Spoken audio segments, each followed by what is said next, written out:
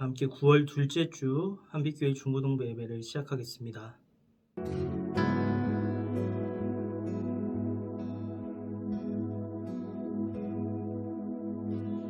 예수 모든 중심 되시네. 예수 모든 중심 되시네. 오직 예수만이 처음과 마지막 되시네. 예수 모든 중심, 예수 모든 중심 되시네. 예수 모든 중심 되시네. 오직 예수만이 처음과 마지막 되시네. 예수 그 어떤 것으로도 나의 맘 채울 수 없네.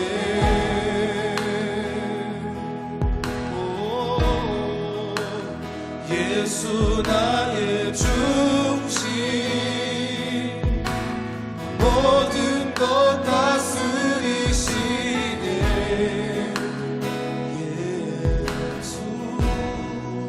예수 나의 중심 되시네. 예수 나의 중심 되시네. 예수 나의 중심 되시네. 오직 예수만이 처음과 마지막 되시네. 예수 같이 고백해볼까요? 예수 나의 중심 되시네. 예수 나의 중심 되시네.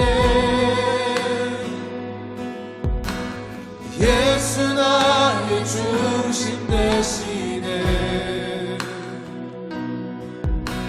오직 예수만이 처음과 마지막 되시네. 예수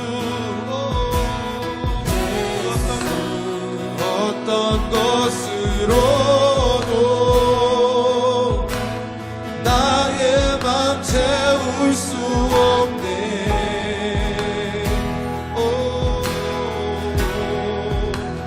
예수 나의 중심,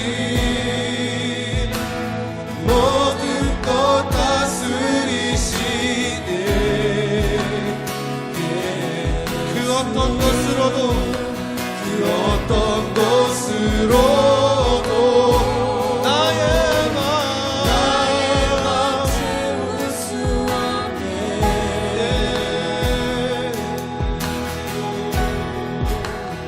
예수 나의 중심,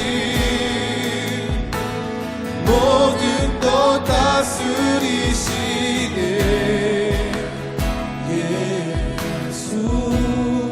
예수 나의 중심 되시네. 예수 나의 중심 되시네. 예수 나의 중심 되시네. 오직 예수만이 처음과 마지막 되시네. 마지막으로 다시 한번 고백할까요? 예수 나의 중심, 예수 나의 중심 되시네. 예수 나의 중심 되시네. 오직 예수만이 처음과 마지막 되시네. 예수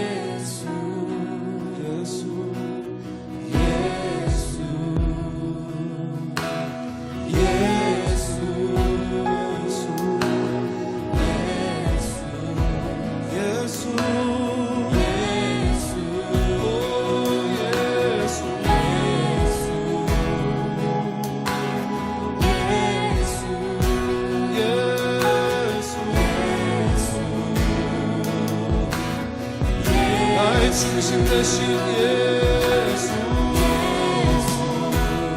모든 것 다스리시네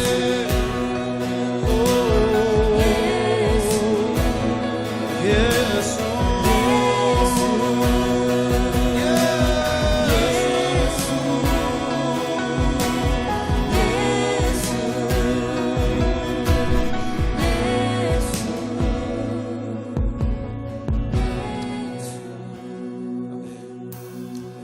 같이 고백할까요? 완전하신 나의 주 완전하신 나의 주 의의 길로 나 인도하소서 행하신 모든 일 주님의 영광 다 경배하니 다시 한번 고백합니다. 완전하신 나의 주의 길로 날 인도하소서 행하신 모든 일 주님의 영광 다 경배하니 우리 온 마음 다해서 고백합니다. 예배합니다.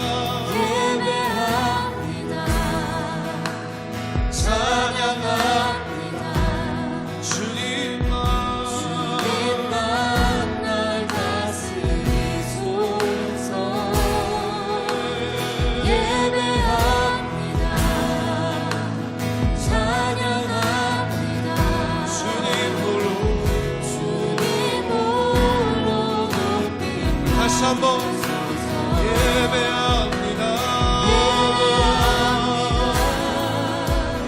찬양합니다. 주님만 날 다스리소서 예배합니다. 주님만 찬양합니다. 주님 홀로 높임 받으소서 마지막으로 예배합니다. 예배합니다. 찬양합니다. 주님만 날 다스리소서 예배합니다. 찬양합니다. 주님 홀로 높임 받으소서.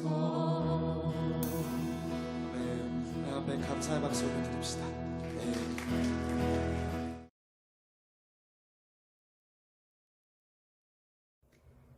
기도드리겠습니다.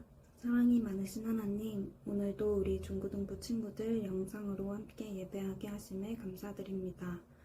교회에서 함께 예배드리지 못한 지 벌써 2달이 되어갑니다. 함께 모여 예배하진 못하지만 우리 중고등부 친구들이 각자의 자리에서 마음을 다해 예배드리고 있습니다. 우리 모두의 마음과 예배 주님께서 기쁘게 받아주세요. 바쁘게 삶을 살아가는 중고등부 친구들에게 힘을 더하여 주시고 특별히 우리 고3 친구들에게 지혜와 위로를 더하여 주셔서 무너지지 않고 끝까지 힘낼 수 있도록 도와주세요.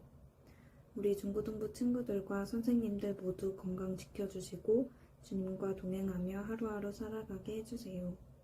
오늘 예배도 주님이 기쁘게 받아주시길 원하며 우리를 통해 큰 일을 이루실 예수님의 이름으로 기도드립니다. 아멘. 오늘 우리에게 주신 하나님의 말씀은 신약성경 요한복음 1장 12절과 13절 말씀입니다.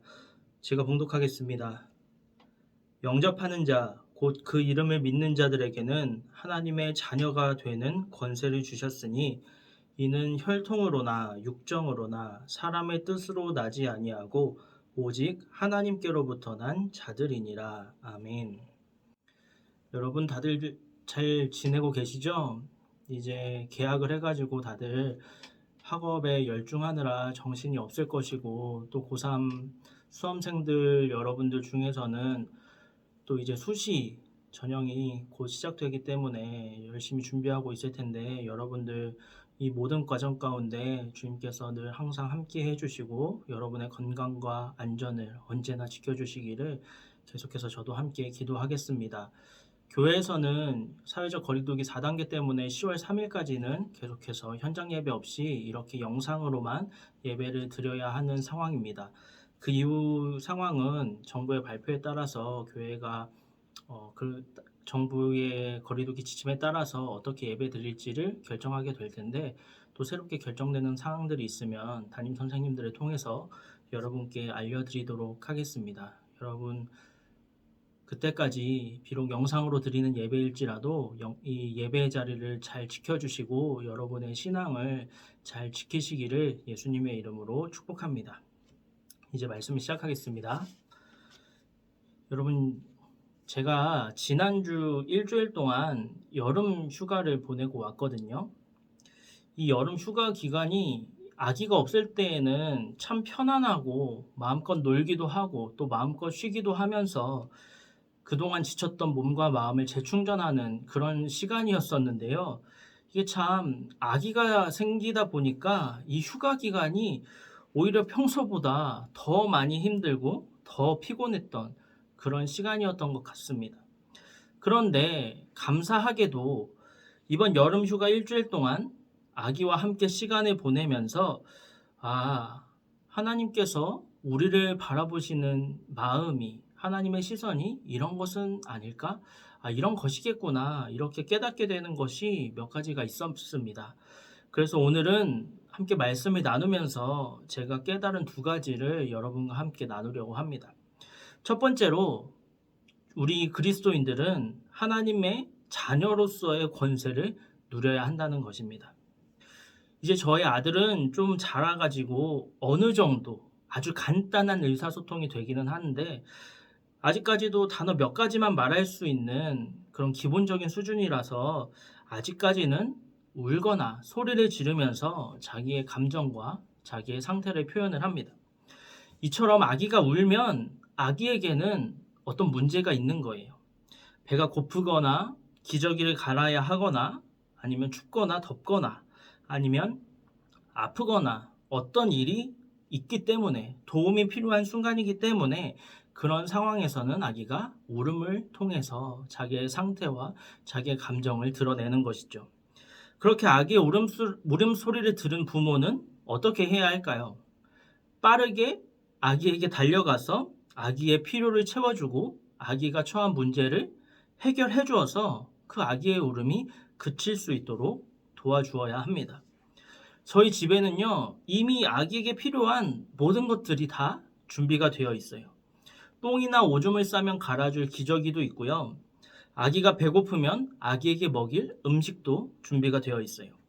졸리면 잘 수 있는 침대도 있고 더우면 틀 에어컨도 있고 추우면 덮을 이불도 있습니다. 또 아기가 재미있게 가지고 놀 장난감들도 너무너무 많이 있어요. 이제 아기는 뭘 하면 될까요? 그것들을 다 가지고 놀고 싸고 먹고 그것들 다 누리면 돼요. 그러다가 뭔가 문제가 발생했을 때 뭔가 도움이 필요할 때 그냥 울면 됩니다. 아기가 울면 아기에게 빠르게 달려가서 아기의 필요를 채워주고 아기에게 도움의 손길을 내밀 부모도 집에 함께 있기 때문이죠. 그런데 아기가 울지를 않으면 그건 문제가 돼요. 아기가 울면은 아기가 필요한 건 무엇인지, 아기가 지금 어떤 불편을 겪고 있는지 아기의 필요를 빠르게 파악해서 울음을 그치게 해줄 수가 있지만 이 아기가 울지를 않으면 도대체 아기가 어떤 상태에 있는지 알 수가 없기 때문입니다. 그렇다 보니까 아기의 필요를 제때 채워주지 못해서 문제가 발생하게 되는 거죠. 그리고 이런 일들이 계속해서 반복되다 보면 더 큰 문제로 발생하게 됩니다. 아기가 더운데 빨리 알아차리지 못하면 어떻게 될까요? 아기에게 땀띠가 나겠죠.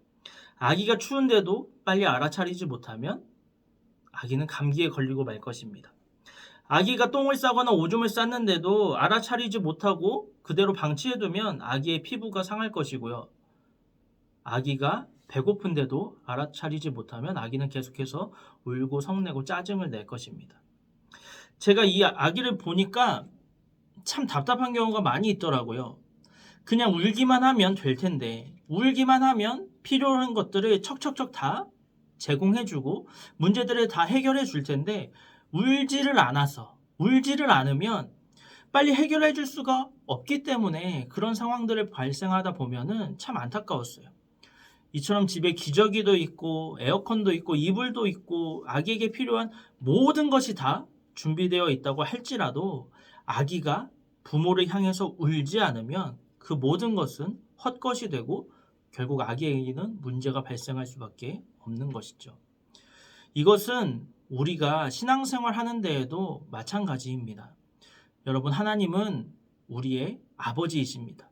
그 아버지 되시는 하나님께서는 이미 우리에게 필요한 모든 것을 다 가지고 계세요. 우리에게 필요한 것뿐만이 아니라 하나님께서는 우리에게 필요한 그 이상의 것들도 가지고 계십니다. 그렇다면 우리가 해야 할 일은 무엇일까요? 우리는 하나님의 자녀로서 그 모든 것들을, 하나님께서 이미 준비하신 그 모든 것들을 누리면 됩니다. 어떻게 누리면 될까요? 하나님 앞에서 우는 거예요. 하나님 앞에서 부르짖는 거예요. 하나님도 참 답답하실 것 같아요. 하나님은 우리가 하나님 앞에서 울기만 하면, 하나님께 부르짖기만 하면 하나님의 모든 권세와 능력으로 우리를 도우시고 우리의 필요를 채워주시고 우리에게 놀라운 은혜와 축복을 부어주실 준비가 이미 다 끝난 상태란 말이에요. 그런데 우리가 하나님 앞에서 울지를 않으니까, 우리가 하나님 앞에서 부르짖지를 않으니까 하나님께서 그 많은 것들, 이미 준비된 그 많은 것들을 우리에게 채워주지 못하고 우리에게 부어주지 못하고 계신 것이죠. 우리는 하나님의 자녀입니다. 자녀에게는 권세가 있어요. 오늘 본문 말씀에도 그렇게 기록이 되어 있잖아요. 영접하는 자, 곧 그 이름을 믿는 자들에게는 하나님의 자녀가 되는 권세를 주셨다 라고 말씀하고 있어요. 그냥 하나님의 자녀가 되게 해주셨다, 이것이 아니라 하나님의 자녀가 되는 권세를 주셨다 라고 성경은 말하고 있습니다. 그 권세가 무엇입니까? 자녀의 권세, 그것은 부모의 것을 상속받게 된다는 거예요. 부모의 것을 상속받을 자격이 주어졌다는 거예요. 이것은 오직 자녀만이 가지는 자격이고 권세입니다. 우리는 이 권세를 누려야만 해요. 우리는 연약한 존재이기 때문에 이 세상을 살아가면서 이 세상을 이길 수 있는 힘도 능력도 전혀 없습니다. 우리는 이 세상에 지는 것이 당연한 존재예요. 하지만 우리는 하나님의 자녀로서 우리가 하나님 아버지의 권세를 누릴 때, 그 권세를 가지고 있을 때 이 세상에서 세상을 이기며 승리자로 살아갈 수가 있는 것입니다. 하나님께 부르짖음으로 하나님 앞에서 울면서 자녀의 권세를 누리고 사시는 저와 여러분이 되시기를 예수님의 이름으로 축복합니다. 두 번째로, 우리 그리스도인들은 하나님의 품 안에 거할 수 있어야 합니다. 제가 지난 휴가 기간 동안 가족들과 함께 바다에 다녀왔는데요. 집 안에서 아기를 보는 거랑 집 밖에서 아기를 보는 것에는 굉장히 큰 차이가 있더라고요. 집 안에 있을 때에는 온전히 100% 아기에게 집중할 수가 있습니다. 아기가 울기만 하면 귀에 잘 들리기 때문에 빠르게 반응할 수가 있고, 아기가 지금 넘어지지는 않는지, 어디 다치는 건 아닌지, 위험한 행동을 하고 있는 건 아닌지 계속해서 보고 있기 때문에 아기의 필요를, 아기의 문제를 그때그때 순식간에 항상 쉽게 해결해 줄 수가 있었어요. 왜냐하면 집 안에는 아기와 저 사이를 가로막는 방해물이, 장애물이 존재하지 않기 때문입니다. 하지만 집 밖으로 나가면 얘기는 달라져요. 집 밖으로 나가면 아기와 저 사이에 너무나도 많은 방해물들이 존재하게 됩니다. 주변의 소음 때문에 아기의 목소리가 묻혀서 잘 들리지 않게 되기도 하고요. 또 물에 빠지지는 않을지, 자동차에 치이지는 않을지 굉장히 걱정이 됩니다. 왜냐하면 주변의 많은 것들이 아기에게 위협이 될 수 있기 때문이죠. 또한 주변의 많은 것들이 저의 시야를 가로막기 때문에 아기를 잘 바라보지도 못하게 만들기도 합니다. 또 저와 아기의 사이를 방해하는 많은 장애물들과 방해물들이 있어서 아기의 필요를 그때그때 제깍제깍 채워주기가 힘든 경우가 너무너무 많이 있었어요. 이것 또한 우리가 신앙생활할 때 마찬가지로 겪게 되는 어려움입니다. 우리가 주님의 품 안에 거할 때에는 주변에 방해물이 없어서 온전히 하나님께 집중할 수가 있습니다. 하지만 우리가 주님의 품을 벗어나서 세상에 거하게 되면 주변의 많은 것들이 우리와 주님의 사이를 가로막게 되는 장애물, 방해물이 되게 됩니다. 그 장애물들은 주님께로 향해야 할 우리의 시선을 사로잡아서 주님을 바라보지 못하게 만들고 세상을 바라보게 만듭니다. 그래서 우리가 주님을 의지하고 주님 앞에서 울고 주님께 부르짖어야 할 그 상황에서 세상을 의지하게 만들고 사람을 의지하게 만들고 돈을 의지하게 만드는 것이죠. 그래서 우리가 주님의 자녀로서의 그 권세를 누리지 못한 채 이 세상을 살아가는 거예요. 아버지인 주님을 의지하지 않고 엉뚱한 세상을 의지하기 때문에 자녀로서의 그 권세를 제대로 활용하지 못한다고요. 자녀가 아버지께 도움을 요청하면 아버지는 당연히 자녀의 도움을 달라는 그 요청을 들어줍니다. 당연히 자녀를 도와줍니다. 그런데요, 아무리 지나가는 아저씨를 붙들고 의지해도 그 아저씨는 우리를 도와주지 않아요. 왜?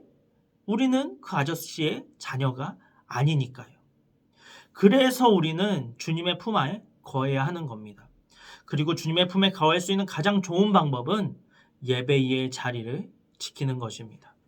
예배의 자리에서는 주님과 우리의 사이를 가로막는 장애물이 존재하지 않아요. 누군가의 시선을 의식할 필요도 없고 주변의 소음에 신경 쓸 필요도 없어요. 온전히 주님께만 집중할 수 있고 온전히 주님께 부르짖을 수 있는 그 자리, 그 장소는 바로 예배의 자리라는 사실을 기억하시기 바랍니다. 우리 사랑하는 한빛교회 중고등부 여러분, 주님의 자녀로서의 권세를 누리시는 여러분이 되시기를 축복합니다.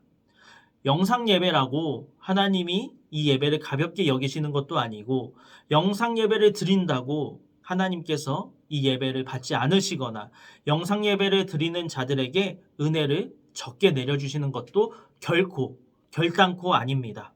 하나님은 우리의 중심으로 드리는 모든 예배와 우리의 온 마음을 다해서 드리는 모든 예배를 기쁘게 받아주시고 그러한 예배를 드리는 자들을 축복해 주십니다. 예배의 자리에서 주변에 장애물 없이 온전히 하나님만 바라보고 하나님께 부르짖으셔서 하나님께서 여러분을 위해 이미 예비하신 놀라운 축복과 은혜를 누리시는 저와 여러분이 되시기를 예수님의 이름으로 축복합니다. 기도하겠습니다. 살아계신 하나님, 계속된 코로나19로 영상으로만 예배를 드린 지 참으로 오랜 시간이 지났습니다. 그럼에도 아직 언제부터 현장 예배를 다시 드릴 수 있을지 알 수 없는 상황입니다. 하지만 그렇다고 해서 이 영상 예배를 소홀히 여기거나 이 영상 예배를 가볍게 여기지 않도록 주님께서 우리를 도와주시옵소서. 이 영상 예배의 자리를 지키는 우리가 되게 하여 주옵소서.